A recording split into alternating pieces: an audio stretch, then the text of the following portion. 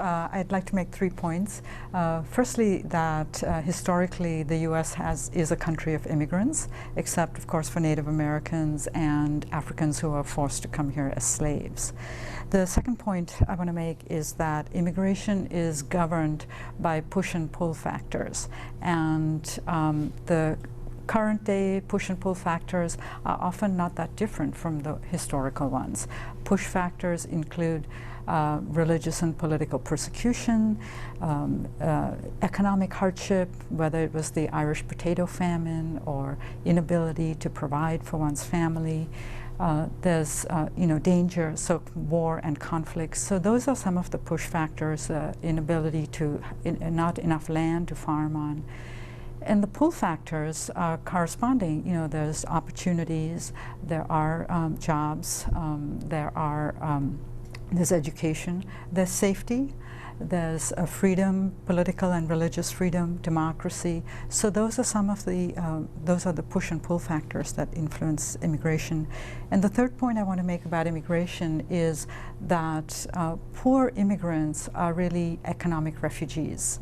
And initially in their own countries, they moved from the countryside maybe to the city in search of jobs, and then now move across borders more frequently because there's a way to meet the needs of growth and capital.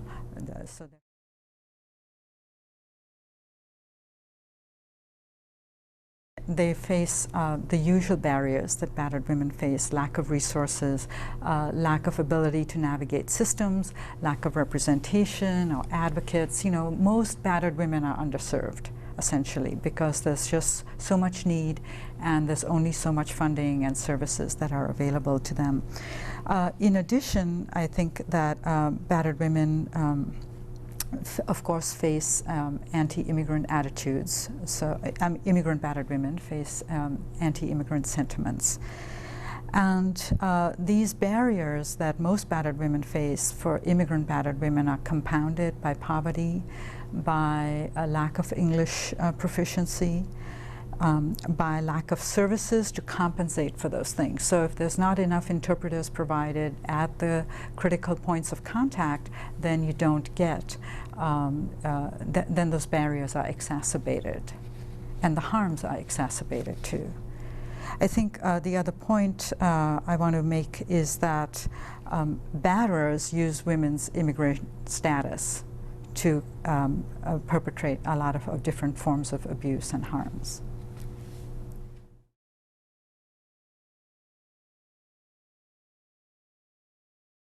Culture really becomes a substitute for talking about sexism and gender inequality. So in different cultures, there are different attitudes to equality between men and women, to how power is shared in the home, in other areas of public life. And culture really is about how much space there is to push against those structures. So in some cultures, the boundaries are very rigid, and it's hard to push against those boundaries. It's hard to change roles. It's hard to have a more equitable power in gender relationships. But so culture really is about the ability to make those shifts and how rigidly they adhere to. So when women come here, then they encounter some of these aspects of culture that are really frozen, often frozen in time as well.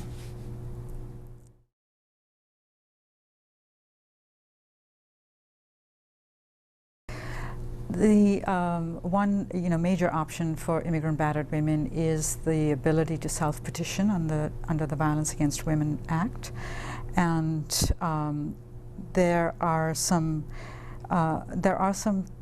difficulties in getting the self-petitions going. Again, basically lack of resources, lack of advocates who speak the language, lack of information that battered women have. They don't always know about the self-petitioning options. And the other big difficulty that restricts their options is the issue of child custody, because part of the battering by the abuser and by the community too is often that, well, I'll just make sure you lose custody of your children. So that our options get harmed or limited or constrained by that fear.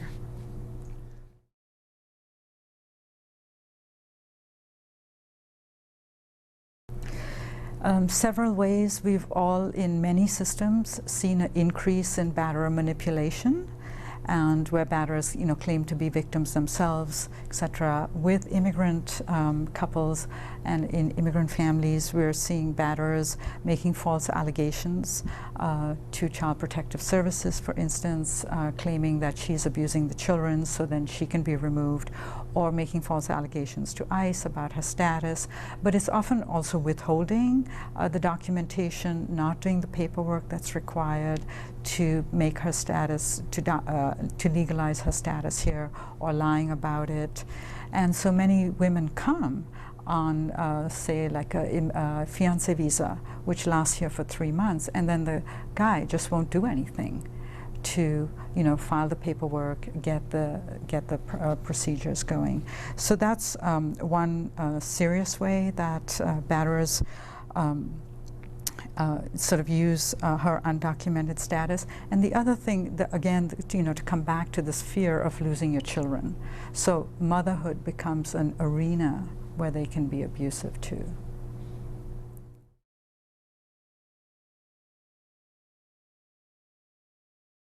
Service providers are not supposed to refuse services depending on her status, her immigration status. So in essence, they should not even be asking about immigrant status. That, housing, for instance, under the HUD regulations, emergency housing is an entitlement that is regardless of one's immigration status. So I think service providers feel conflicted about getting the information, and then yet getting that information would provide some important red flags, and would be a way to interpret, some of what's happening to her undocumented status or not. The other thing is that there is an assumption that if you're an immigrant battered woman, that you might be undocumented or that you're uneducated. So, for example, battered women who don't speak English, they're considered uneducated. They don't really know how to deal with the system, etc. But I mean, French-speaking Canadians who migrate here are not seen the same way. Whereas, Latinos coming from Central America might be seen that way, or Asians coming from Bangladesh. They're educated in the language of their countries. So it doesn't mean that they're uneducated or they don't know how to use resources and so on. And it also doesn't mean that uneducated women somehow don't get it. So there's the issue, advocates are dealing with stigma, status, increasing threats, and really serious repercussions if those women are deported or sent back, because they will lose custody of their children. I know of a woman who, was deported because her batterer claimed that she abused him. And she had legal status, but she was deported because it was a felony crime. And then she got a notice. So she's deported to New Zealand, and she gets a notice to show up for a child custody hearing, but she can't get back in the country. So the consequences are so irrevocable.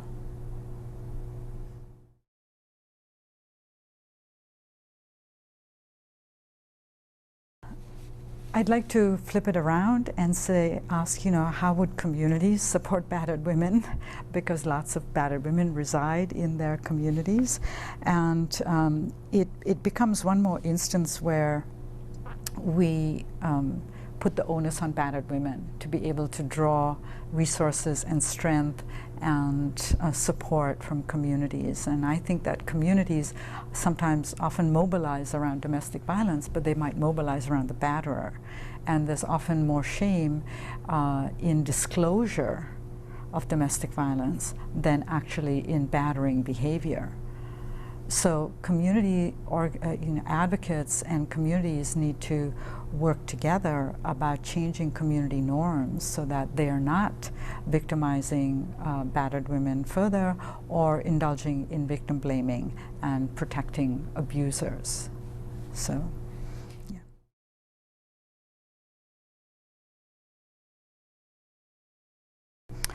Well, I think some specific aspects of system change and system services pertain to Asian and other immigrant families, other immigrant populations.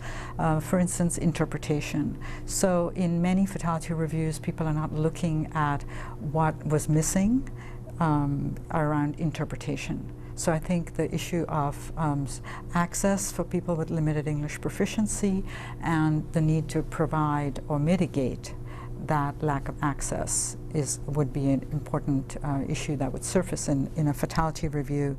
I also think that highlighting the roles of family and community in endangering and protecting, because it's a double-edged thing. So both families and communities can be the source of endangerment or harm, and can be the source of protection and safety and support. So I think because in so many Asian families and many immigrant families, there are complex family structures, sometimes extended family structures. There are very complex, tightly knit community structures and interdependence within the community. So I think how those factors can contribute to endangerment or safety would be a very useful findings from fatality reviews.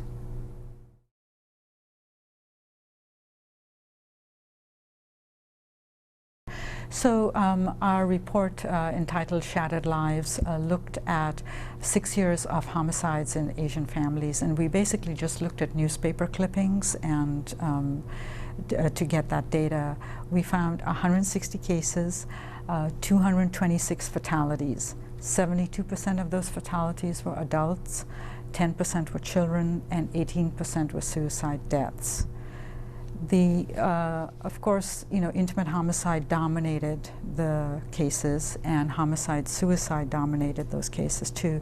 The third group that we did not, that we were surprised by, the third group that was harmed were family members. So the killer's in-laws, so her family members or the girlfriend's family members. So that was a pretty significant group that was killed in this report. That was a pretty significant finding for us. And also most of the homicides occurred at home. So 118 out of 184 killings were in the home. So it's still the most dangerous place. And at some point, when we reviewed the cases, it was so clear that women were trying to do a lot of different things. As you know, as a police officer, you see this, that many, they're trying to use whatever resources there are, whatever systems, and that the determined batterers, the batterers who are determined to kill, it's chilling that it's hard to escape from that determination, and where the batterers hijack the relationship for the last time by crossing over into killing her, turning into a killer.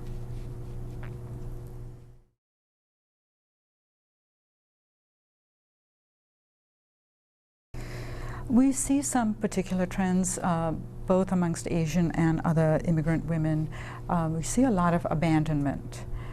So people might get married in the home country, come here, 3 months later, he files for divorce. Or he gets married, says he'll come back for her, and doesn't, and he's untraceable. He's given a false name or fake address. So variations in very early abandonment after marriage. So the women have no rights. If they come here, they're out of status. Or women being lured to come here with the promise of marriage, and then when the fiancé visa expires in 3 months, the guy says, "Oops, sorry, changed my mind." So she's here, she's out of status. So then there's a lot of shame connected to going back. Sometimes women have, pulled up all their roots to come here. and then her family is pressuring her to try and make the marriage work. So we see lots of variations in this very quick abandonment post-marriage. We're seeing forced marriages where women are forced by their parents, often young girls or underage young women being forced by their parents to marry somebody that the parents have selected. And we're also seeing forced divorce, where men are forcing the women to divorce them so they can remarry or marry somebody that they want to, that they've selected, or go back to their home countries and marry somebody else. So those are some of the trends we're seeing. And then, of course, with the rise in anti-immigrant attitudes throughout the country, again, there's a lot of outrage about immigrants. And so the outrage about immigrants often trumps the outrage about gender violence.